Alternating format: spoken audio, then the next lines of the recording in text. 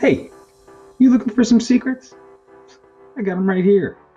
I'm Mike Wazorek, and I've got this podcast. It's called Chicago Real Estate Secrets, and I'm going to share those secrets with you. I'm going to have the top producers and other real estate innovators in our area, and they're going to tell you everything you need to know how to make that money. So tune in every week and check it out. All right, we've got Mr. Matt Pittman here. He's a local realtor in the northwest suburbs, and got a lot of experience, a lot of awesome, different ways of connecting with people that I think a lot of you out there are going to admire and be able to utilize. Not only just connecting with friends and family, but also clients and making them as close to family as you can through genuine interaction. So Matt, thank you so much for coming on. I really do appreciate it, bud. Dude, thank you so much for having me. It's an honor, a pleasure. So I appreciate you. You got it. You got it. And I think that your positive energy and mindset is probably, there's no better timing. So depending on when you're listening to this, we are still going through the coronavirus pandemic. So take that into account too with some of what you're hearing, just because everybody's impacted in some capacity. So it's super important to just understand the timeline on where we're at, what we're doing, and how people are still successful and keeping the mindset through these tough times. So For sure. yeah, Matt, I want to just dive right in with you here. Yep. I've been in this business for a little over 18 years. I know you've been in the business for a long time. So first and foremost, how do you end up in real estate? And then why do you stay in it? Because it's certainly not something that's easy, especially up front when you're starting.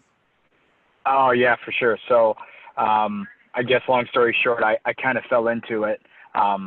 Prior to it, I was, a young college kid, and I was a full-time musician, playing gigs, touring, the whole nine yards. I was working multiple jobs, going to school, and I took the real estate course in community college as a gen ed. I said, hey, anyone that I know, and again, I'm a young kid at the point, so I have no clue of anything. And I said, people that seem to be wealthy usually have something to do with real estate. And I was like, if I can take it as an elective class for my gen eds, let's do it.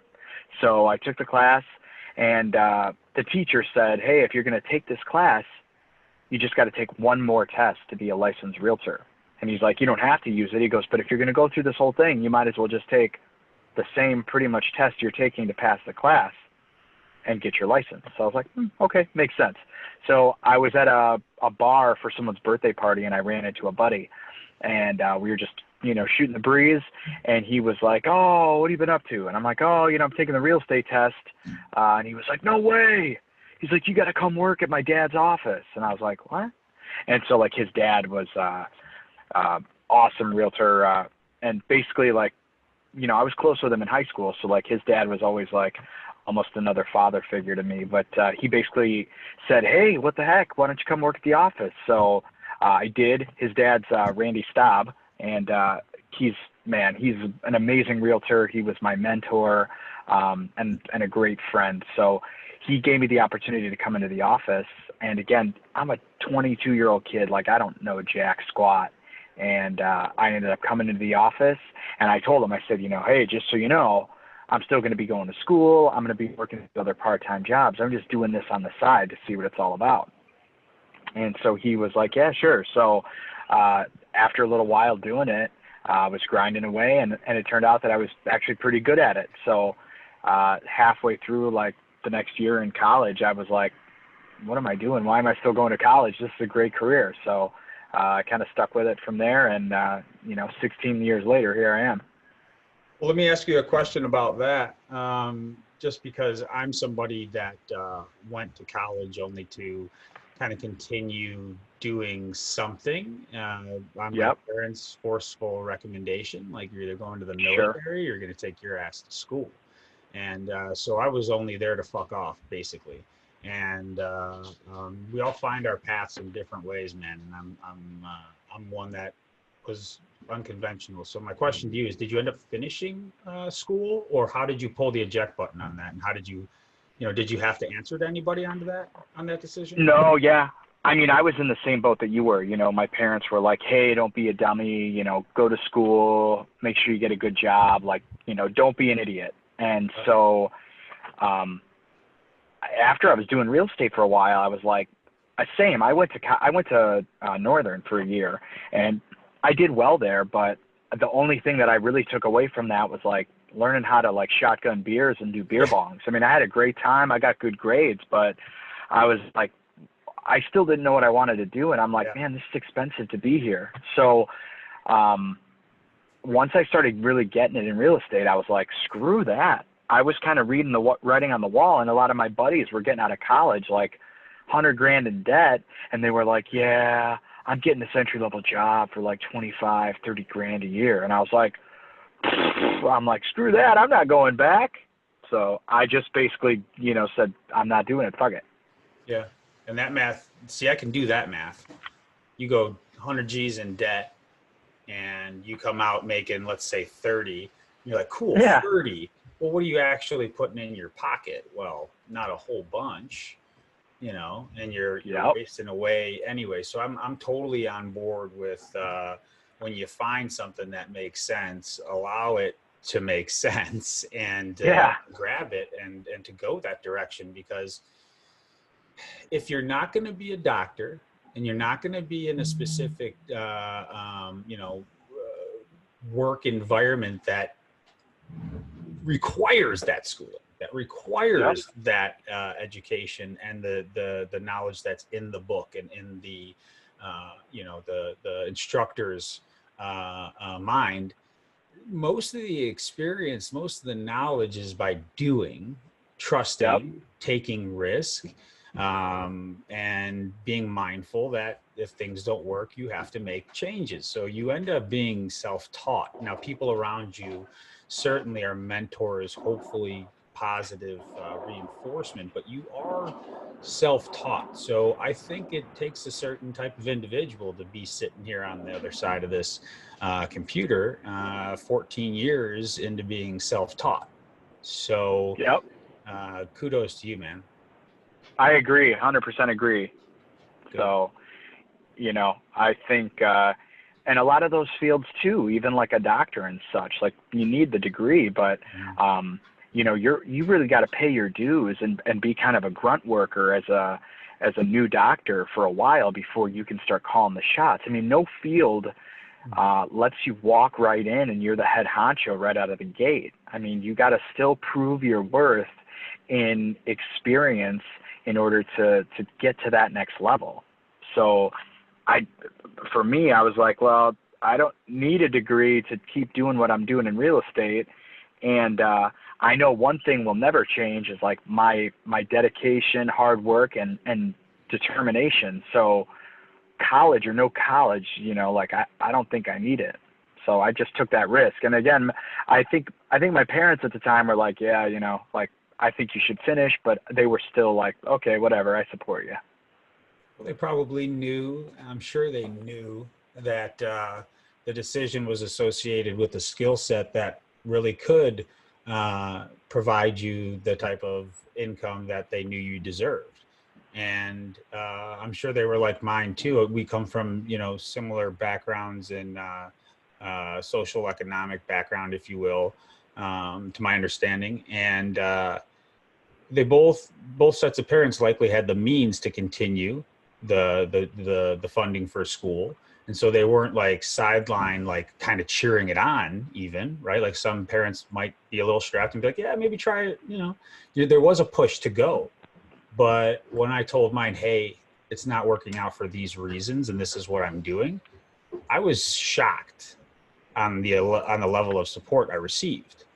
And it was because I came to them correctly. And I'm sure that's the way that you did it too. So it's just, obviously it turned out well. So, and that's you know, it brings me to kind of my next question here, which is mentors, coaching.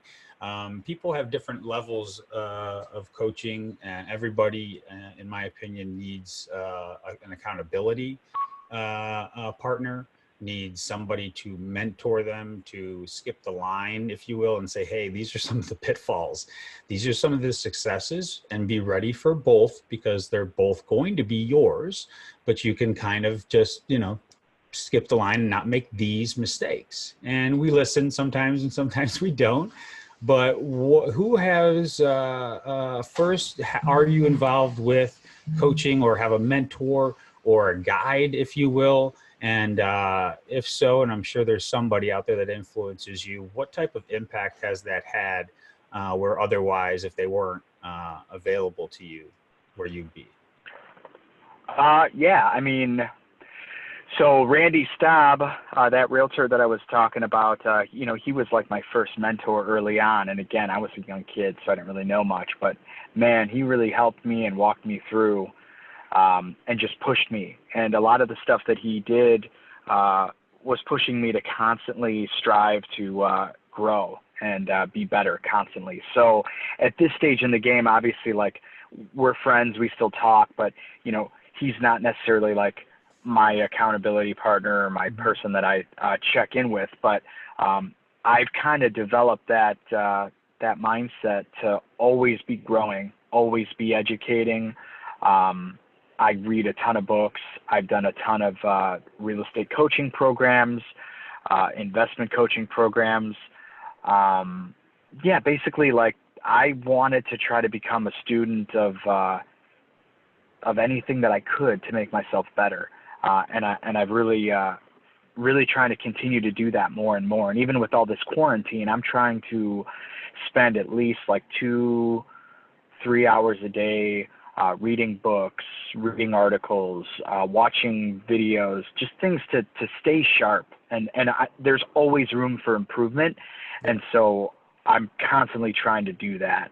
And yes, I have done, I think in my career, I've probably spent, I would say, maybe like $10,000 in books, coaching programs, mentoring programs, etc. And the results I've gotten from those are profound. Like, I wouldn't be standing here and be as blessed and successful that I have been without those things. And I think it's a necessity for anyone that wants to just be better in life, no matter what it is. Doesn't have to be real estate. It can be, hey, I want to get in better shape. Okay, then you work out, or you get a trainer, or right. Hey, I want to learn how to do something. I want to learn a skill. I want to speak a different language. I mean, you just always do things to get better. I've taken that mindset and I've really taken it to the next level. And it's funny that you say coaching, because I read I can't remember where I read it. It was in a book recently, and it was just like a slap in the face. And it basically was something like, what's the difference between amateurs and professionals? And it was like, professionals have a coach. And I was like, well, you think of like professional athletes, like they have a coach, and it was kind of like a slap in the face. Like, wow, I need someone to be keeping me accountable at all times, so I can fire on all cylinders and be the best I can possibly be. That's right. That's right. And there's, you got the best of the best out there. Excuse me. You've got the best of the best have coaches for their coaches, and they're private coaches. And they have health coaches and, mind coaches. And it's just somebody that you identify with that has something that you really thrive to achieve, be it a level of discipline, be it a level of success that you haven't achieved, a mindset that you can't or want to have more consistently. So coaches can be paid for, coaches can be parents, coaches can be friends. It's somebody who's consistent, though, and doesn't let you slide. And that's my opinion. So and any sort of accountability partner, someone that's gonna just ask you, hey, how's it going? Are you meeting your goals? Are you doing the things you want to do?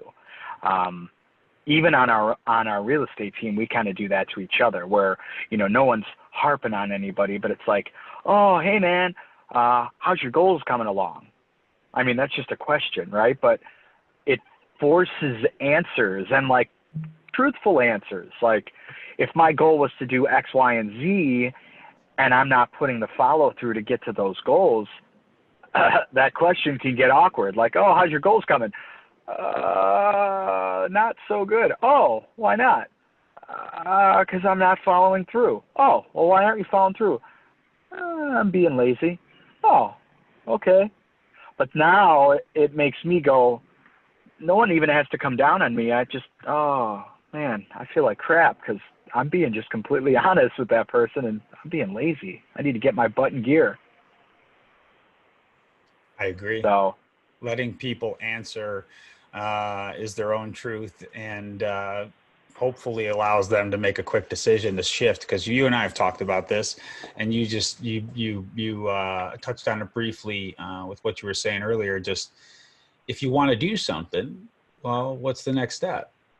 Take the first step, yeah. Right? Like, just do it. Then you want to get better at reading, then start reading, pick up the book.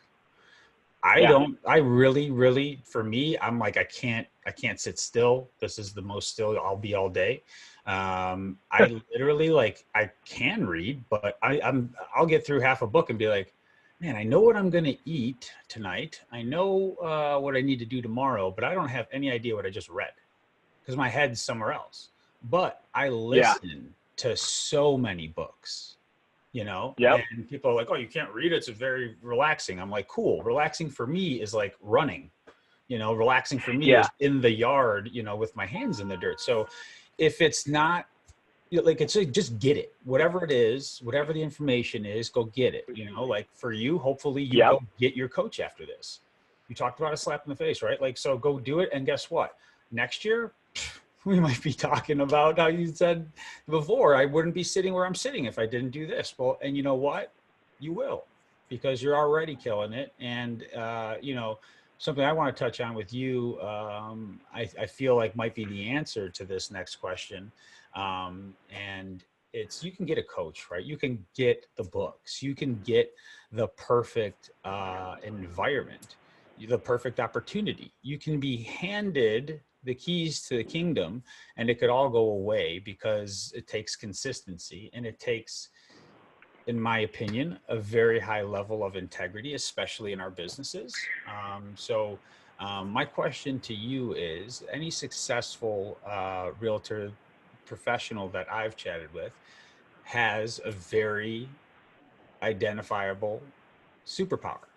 And so if we could take our humble hats off, what would you consider your superpower in life, and how it allows you to be successful in real estate? I'd say probably my superpower would be, it's probably similar to yours, is my energy level. Ever since I was a kid, I was crazy, super hyperactive, and never sit still, and at times it got me in trouble. But once I learned how to harness that energy and put it in a positive place, I think that the fruits of that were exponential, because I was, again, I'm just always doing something. So if I can put those in a positive place, I was just seeing like, oh, wow. Instead of causing trouble with this energy, I could read a book or go for a run or learn a new skill. So those things have really, paid major dividends. In real estate, I would say, the fact that, I will definitely say I will out hustle, outwork, outrun the next guy, just because that's who I am. And I'm not doing anything that's, there's so many realtors out there that are doing way better than I am. And then they're way more dedicated, more, attention to detail. I would say that my tenacity and energy will take that to the next place where other people stop. I will keep going no matter what. Yeah, it's something that last time you and I talked, which I thought was super cool. You and I have recently done a purchase deal together, and we were talking about just what you've done with clients in the past. And you said it's it's not unique to have helped those clients paint their house after the closing, or help them, help them move in yourself, or done something else for them after the transaction, to like some manual labor. And so, yeah, that takes Yeah, energy and effort, but that's also that there's a little bit more to that, right? And so if you could talk about. yeah, absolutely. I mean, it's basically you take something that a lot of people call transactional and you make it relational. You know, at the end of the day, like selling a house, selling a product, selling something is like, yeah, whatever. But Hold on, Matt, I'm losing I you. love The people. audio is really bad right now. Oh, sorry. Do you want me to say it again? Yeah, hold on a second. Let me see if you come back, or sing me a song or something. Just The song. Oh, go ahead. Yeah, tell me when to roll. now you're good. So yeah, at the end of the day, selling a piece of real estate to someone is great, but I always want everything that I do not to be transactional. It's not about the transaction; it's about the people. It's about the relationships. That's the most important thing, and I've really prided myself on building my business that way, because at the end of the day, like, who cares? You sold a house, big deal. But if those people, if you're still friends with them, or you still have a great relationship with them, I mean, that at the end of the day is most important. So yeah, I'll help a client, a friend, a family member. I'll help them paint their house. I'll help them move. I'll help them do remodeling. Heck, because it's a way that we can hang out. Like, I've had a million of my friends be like, "Hey, come over, let's paint, let's eat some pizza, let's have a couple beers." It's really about that. It's like breaking bread with your people and doing things for those that you love. Selling the house or the piece of real estate, that's just icing on the cake.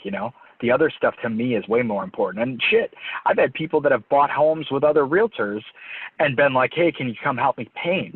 And I'm like, "Yeah, of course I can." Like, does it suck that you went through another realtor? Yeah, but like, I still love you and I still care about you, and so come over and paint. You know what? And when that other guy's not in business in 5 years, and you need to sell, guess you're going to call me. Or maybe you don't, but I'll do some paint. I don't care. So I think it's just about building more relationships and just building a database pipeline that are just numbers. It's got to be about the relationship. It can't just be about the numbers. And that'll show the longevity of a career of someone that bases it on the relationships versus a guy that says, "If I make 200 cold calls a day, I'm going to sell this amount of houses." It's just, yeah. Different strategies, right? You dig deeper with those clients, and the funny thing that happens is you go deeper with 20 people instead of 200, and eventually you have 200 people with deeper relationships, because the numbers will come. When you chase the money, the people tend to wander. When you chase the people for the relationship, they tend to stay. And for me, I've been open about it. I've been doing this for 18 years, and not because I had a lack of integrity by any means. I've always had a good heart and good intentions, but I was chasing money for 15 of those. And the proof is in the pudding for me. Coaching changed my life. Health changed my life. But just the mindset, the understanding, and the consciousness around human interaction, being human, and not being anybody else. And so when you can click up with somebody like that, through the transaction, before, after, or even during a time where they decide to go another route, like just being good and saying, "I get it. We all have options. And, this time it didn't work out, but totally cool. You got to do what's good for you. And I'm here if you need something along the way. But, either way, good luck. And we'll catch you on the other side, So I agree with you. Exactly. So that is probably somewhat of the answer to the next question I'd like to ask you, but maybe not. So if you could share a tip with everybody listening, that they could do today, no matter what market they're in, no matter with the coronavirus being a very real thing? What is one recommendation that a realtor could do today to help them generate more business by way of doing it? I would say just be true to yourself, true to who you are, and don't make it just a sales. Make it about being genuine. Make it about, hey, how can I help you? How can I be there for you? How can I assist you in your needs? But be genuine. I've had this conversation with some people on my team, and they're like, man, I've been calling. I've just been cold calling. I've been doing this, and I don't really push cold calling at all. Like, it's not a mandatory thing. I don't do it at all. And some of my team members have said, oh, I really want to cold call. And I tell them, yeah, you can definitely get customers and clients and build relationships that way. I said, but what can you do today to take the relationships that you currently have and put deposits, so to speak, like a bank, put positive deposits in those relationships that will eventually bring back transactions or whatever. Even if it doesn't bring transactions, what can you do to better someone's life? Again, say they have their property listed with somebody else, but they're in a tough spot, and they call you up and go, hey, I got some questions for you. Are you going to tell them, screw you, call your realtor? A lot of people would, but I wouldn't. I'd be like, yeah, what do you got? Of course I'll give you my opinion. Hey, I'm not trying to solicit your business whatsoever. I'm just here for you as a human being and here for you as a friend. You still got that listing over there. Keep doing that. I hope that it sells, and I hope it comes to fruition. But if you're asking my opinion, it's my opinion. And it's not biased. I want to help you. But anything that you want to do to build your business right now is to figure out how you can take relationships to a better place. And it doesn't have to be about the business. If you give, you will receive. Doesn't matter anything at all. You give, you will receive. And I always tell new realtors that ask me, what should I do? What should I do to generate business? And it's very simple. Take your hobbies or things that you love to do those with other people so that you're having fun. You're having genuine fun, genuine relationships. And then simply just ask if they're working with a realtor, if they have a realtor, and if they don't, could you be the realtor that they refer business to? That's it. So how do you take your hobbies and turn them into a way to connect, have relationships, and finally, the icing on the cake, build business? It's so simple. It's so easy, and you don't have to make it like a weird, script. Hi, this is Matt calling from Joe Show Realty. Wondering if you're looking to sell your house in the next 5 to 7 years. Click.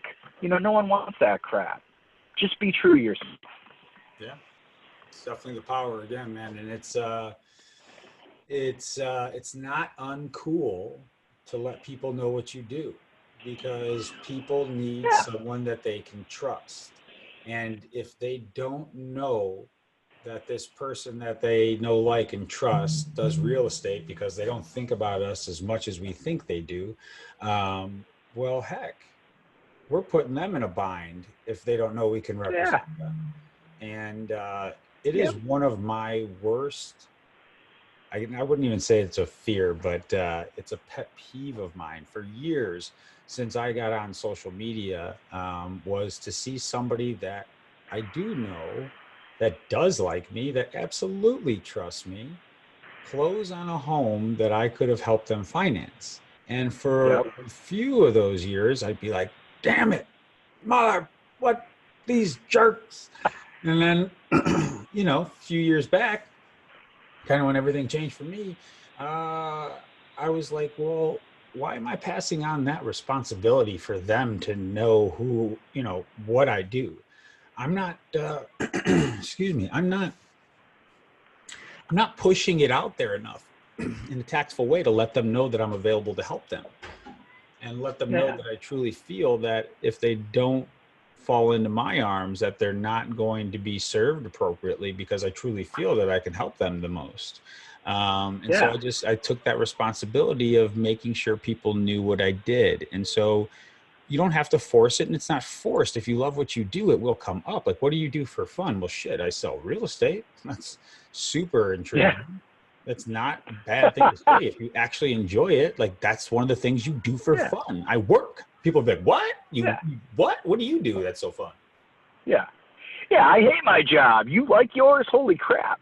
I mean, in any activity, you know, it's like any hobby that you have. You like, you know, going to the gym, right? I mean, how many people do you encounter in a daily setting at the gym? I mean, obviously right now during quarantine, no, but you run into someone at the gym and they're like, hey man, what's up? How you doing? Oh yeah. Oh, hey, you're making small talk. What do you do?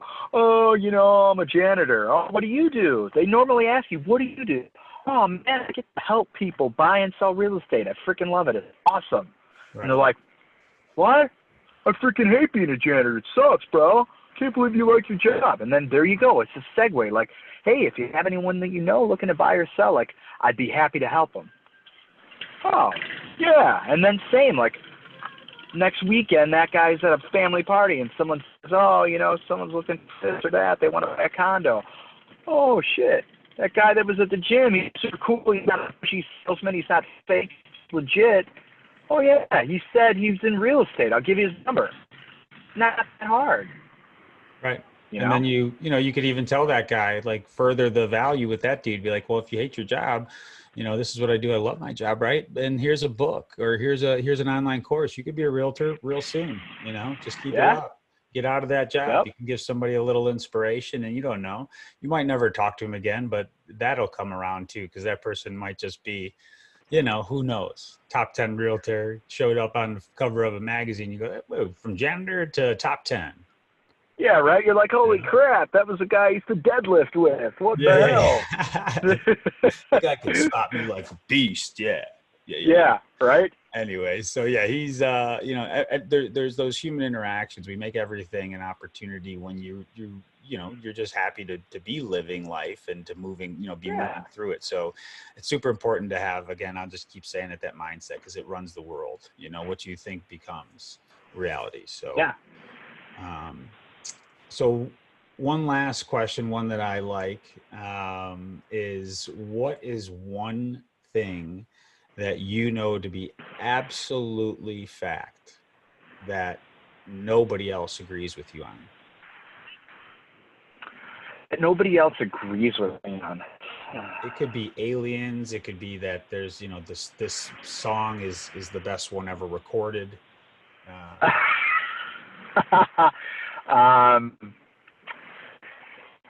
You know, to pivot back to what I would say, to go exactly back to what you just said. We live in a world of abundance and just opportunity and amazing things. And all too often, the people that we encounter in our daily lives, or at least I do, just tend to be like pessimistic about everything. Oh, life sucks. Or, this sucks. That sucks. And like, exactly what you said, the mindset, the vision, and what you put out there into the world, into the universe, you're going to get that back tenfold. So if you're capped in negativity and you're like, I fucking hate my life, well, guess what? More shit that you don't want is going to come falling right at your doorstep. But if you're positive, and again, being positive is great. Shit happens. And I mean, being the most positive person on the planet, shit still happens. It's what you do with the shit that makes the most difference. If you can take a negative and turn it to a positive, you're going to be in a better place always. And so I wouldn't say that everyone disagrees with that. There's a gazillion people out there that have the same mindset. But I would say a majority of people just have this lack mentality. Life sucks. This sucks. That sucks. Really? No, it doesn't. Get your head out of your ass. Life is a blessing. It's a gift. And if you can take that and turn things into a positive and have that optimistic outlook, like, you're going to live the best life. You're going to be living the life that people dream about. But most people won't because they focus on the shit, and that sucks. So I don't know if that was the answer you're looking for, but like, if I could stand behind anything that I say that I 100% agree, and I know people disagree, it's going to be that all day long. So when we all talk about like creating our tribes, like those are the chiefs and Indians I want in mind. You know, whoever can spit that out of their mouth is the people I want closest to me, because you're right, we are the minority. And we've chatted about this in the past, Matt, that for me, the power is in the contrast. For those of you that don't know what I'm referring to, it's just the bad times. You know, the power is in the pile of shit. It's not when things go your way. It's cool to be in the flow and to have everything working, the right way. But you don't learn much when everything works out. And everything will work out. But that also includes contrast. That's part of it working out, is to find yourself in a situation that needs some mending, that needs some, redirection. And so I was asked this question on a podcast, but they said, so like, an example, give me an example of contrast. And I said, the most simple one that I always give people is, if you trip and fall, just take a look around, man. You're down there for a reason. The fuck you fall for? Hopefully somebody got a good laugh on the way down, because that's one of my favorite things to do and see, is someone trip and fall. I just think it's funny. But on the ground, take a look around. There might be something down there for you. You might find a diamond. You don't know. So when you're in a situation that otherwise doesn't seem to be favorable, understand that if you can solve it, whoa, you just created a lot of ease for people around you. So what you were talking about before too, in a time like right now, when everybody is so negative, if you can be the light, if you can be a problem solver, if you're a brand new agent, if you're a 30-year agent and you want to blow your business out of the water right now, there wouldn't be a better suggestion, in my opinion, than to be true to yourself. Like Matt said, be genuine, connect with people, go deeper in the relationships than you ever have. Let them know that you're a human, and solve some problems. It doesn't mean that you go and find a cure for the fucking coronavirus, but it does mean that you call them and give them a hello, give them a letter, send them a message on Facebook. If you let them smile when otherwise they're not, you have solved a problem. That's a big deal. You don't need to pay their mortgage. Make them smile. Send them a freaking pretzel, whatever. Yeah. Do whatever it is. Just do something genuine from your heart, and you will come out of this on the other side way stronger, way better, with way deeper relationships. And you wouldn't have had to go to their home, their office. We can't. It's a unique time where everybody has the same restriction and the access is easier. It just is. So yeah, I couldn't agree more. Yeah, I mean, it's the little things. On the flip side of that, business for me, now again, I turn the news off. I try not to pay attention to any negativity in social media. I'm not being an idiot burying my head in the sand over here, but right. I'm just trying to optimistically take everything that I know factually and just be as optimistic and positive and think, hey, we have opportunities moving forward. In the last 2.5 weeks, myself personally, I've done 8 transactions. Yesterday, I put 2 new listings on the market. And in the last week or so, I talked to a handful of realtors that have said, I'm not doing anything. It's scary out there. It's scary out there. And I'm staying home. And I'm like, yeah, like I get that. I understand. And I'm not doing anything that I shouldn't be doing. I'm taking all the precautions necessary. I'm wearing gloves. I'm using barriers when I show homes. I'm taking all of the cautions that I should be. But the clients are ultimately saying, like, let's go. Let's do this. But I could be one of the masses sitting at home in my bunker, scared as hell, like, oh God, the world's going to end. Or I could say, you know what? This coronavirus is a thing. Have to be very cautious, have to be very mindful of my health, my family's health, those around me's health. And I just have to take those precautions. Wash my hands, don't touch my face, wipe down or wear gloves on anything I touch. And that's it. And you know, I said this to someone yesterday, and they're like, wait, you did how many transactions in 2 weeks? Like, what are you, how? It's because I'm not over here, like, thinking the world's going to end. I'm just saying, hey, this is an opportunity. That's it. And I got to tell you, thank you for doing that, because it's my belief that this industry, the mortgage and real estate industry, are going to be the backbone of what allows us to pull the economy out of this after we all get back to work. Hi. I got a little guest in the background. My daughter's like, ah, da, da. Good. So you guys listening, that's par for the course. One, we get to hang out with our families just a little bit more because we are all in lockdown. And it brings unique changes and challenges. And it also presents that contrast and an opportunity to be real. I got a kid. Yeah, sorry. They just, whatever happened. Yeah, they got no filter. They don't know I'm on a call. They don't care. Right. And again, I don't care. You know, that's what keeps me going. That's what keeps me pumped up to give her a better life. That's right. And in my opinion, in closing, I think we can learn a lot from children. They don't have restrictions. They're all go, massive action all the time. No for an answer? Not in their mind, you know. I want it. Gimme. I'll do whatever I need to, you know. So I'm just saying, guys, you want to go get something, you got to give it, not gimme, but it's go get it. What are you going to do tactfully with a high level of integrity, with the right amount of effort to put you in a position to succeed for your friends, your family, your community, and whatever else drives you. So, Matt, thank you so much. I think that's like the perfect exclamation mark, in my opinion, on the podcast anyway, having your daughter in the background.